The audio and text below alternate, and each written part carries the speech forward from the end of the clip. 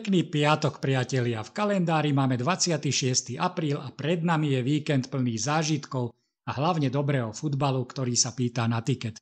Utorkový zápas sadol jedna radosť. Doncaster rýchlo otočil zápas a už v 22. minúte sme si mohli pripísať zelenú fajočku. Aj dnešnú analýzu vám prináša tipérsky Goalcast, magazín o zodpovednom tipovaní a kurzových stávkach. Ako väčšina európskych líg hrajúcich systémom jeseň-jar finišuje aj maďarská NB1. V dnešnom zápase 30. kola sa stretne 9. Zalaegerszeg a 4. Puškáš Akadémia. Domáci Zalaegerszeg má obstojnú momentálnu formu, no favorit dnešného zápasu Puškáš Akadémia ju má ešte lepšiu. Aj motivácia je na strane hostí. Pohárová tretia priečka nie je až tak vzdialená. V momentálnej forme však budú musieť vyťažiť zo zvyšných 4 kôl maximum. Zalaegerszeg naposledy zremizoval na pôde druhého Székesfehérváru 1-1. Zalaegerszeg má dobre fungujúcu ofenzívu, veď sa im podarilo skórovať v každom z ich posledných 6 zápasov. V nich dali 16 gólov, avšak inkasovali 13. Puškáš Akadémia prichádza do tohto zápasu po domácom víťazstve 5-0 nad tretím Pakšom. Vychádzajú z dobre zabezpečenej defenzívy, v posledných 6 zápasoch inkasovali iba 4 góly. Zároveň v tejto dobe strelili 12 gólov.